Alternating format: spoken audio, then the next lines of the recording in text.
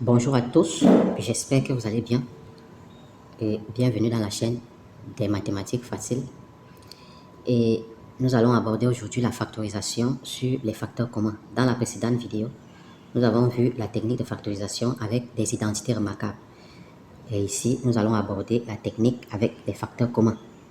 Voilà, pourquoi on appelle les facteurs communs? Parce que nous avons là des expressions qui se ressemblent, donc qui sont communs.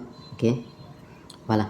Voilà pourquoi on les appelle des facteurs communs. Donc, lorsque vous voyez dans votre exercice où on vous demande de factoriser et vous voyez deux expressions semblables, ça veut dire que vous devez utiliser la méthode avec les facteurs communs.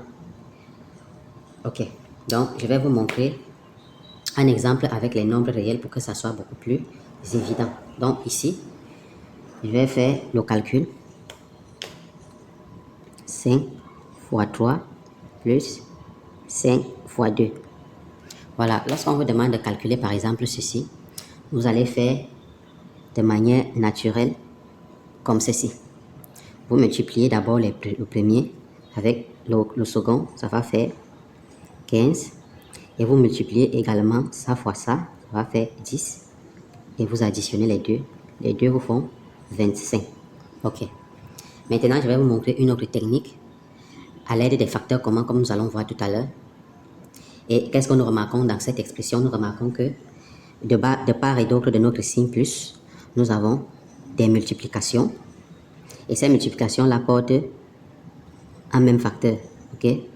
5 et 5. Vous devez savoir que avant de faire cette factorisation, il faut que nous ayons minimum deux membres ici et que nous ayons également minimum deux membres ici. Vous allez comprendre pourquoi par la suite. Surtout avec l'exemple 2, où nous avons un membre ici et deux membres là. Je vais vous montrer comment faire apparaître le deuxième membre ici, parce qu'il faut minimum deux membres de part et d'autre de notre signe, plus ou moins. Ok? Donc les membres là doivent être accompagnés de nos facteurs communs. Voilà. Donc ici, je peux calculer ça d'une autre manière en factorisant par 5. Donc je vais mettre mon 5 là. J'ouvre les parenthèses. Puis je mets le reste à l'intérieur des parenthèses, c'est-à-dire 3. Ok, je mets 3 ici. Ok, je mets le plus qui est là, ici. Puis je mets le 2 là. Voilà. Donc ici, j'aurai 5 multiplié par 2 plus 3 plus 2, ça fait 5.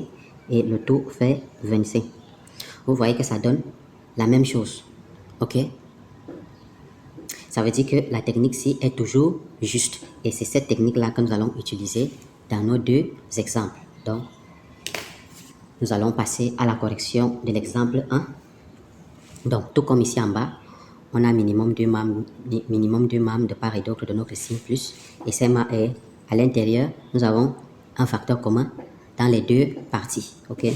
Donc ici, nous avons deux membres, et parmi les deux membres, on a un facteur commun là et un facteur commun de l'autre côté. Donc nous allons faire de manière naturelle, comme nous avons vu ici. Donc nous prenons notre facteur commun. Donc ici égal, notre facteur commun c'est x moins 1, exactement comme nous avons fait avec les nombres en bas. Nous allons ouvrir les crochets. Ici, j'ouvre les crochets parce que nous allons réutiliser les parenthèses.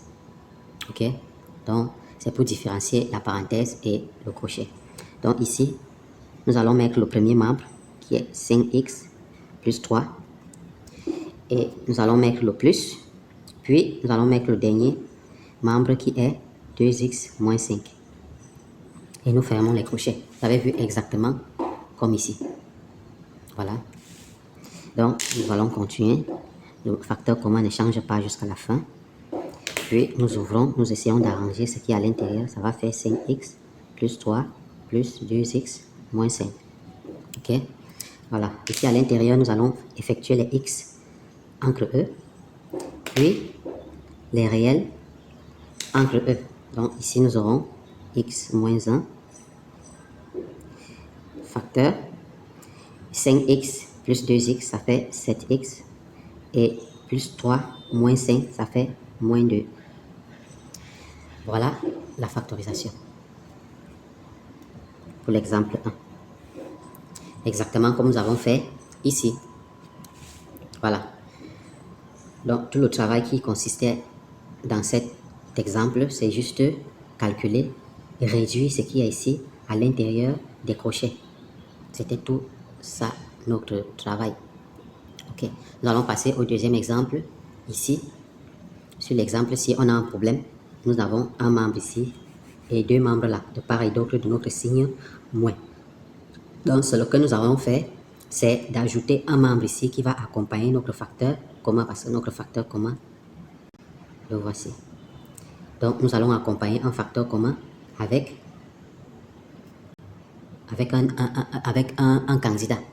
Parce que je vous ai toujours dit, je le dis toujours, le facteur commun ne se place jamais seul. Il faut qu'il soit accompagné pour pouvoir factoriser. Ok? Donc, je dois accompagner le facteur commun ici avec quelqu'un. Et ça, ce quelqu'un-là, ça sera 1. Donc, nous aurons 1 fois ceci et ça ne change rien.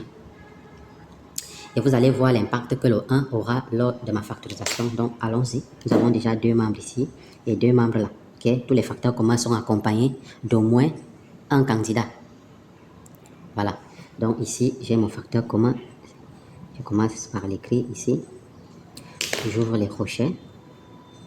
Maintenant, les candidats qui restent, il y a 1, il y a 7x moins 2 et il y a le moins qui est là. Donc, je vais prendre le 1 que voici, je mets là. Je prends le moins, je mets là. Puis, j'écris le 7x moins 2. 7x moins 2. Voilà, c'est tout. Donc, ici, ça va nous faire quoi? Ça va nous faire x plus 3.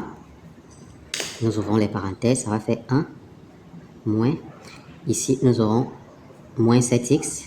Et attention, moins fois moins, c'est plus. Et ici, nous aurons plus 2. On ferme.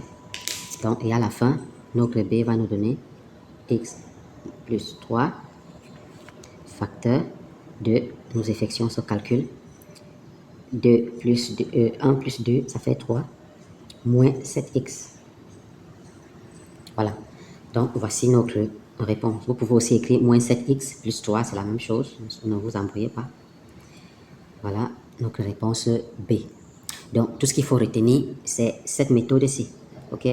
Lorsque vous retenez cette méthode-ci, vous allez pouvoir faire toutes les factorisations avec des facteurs communs. OK?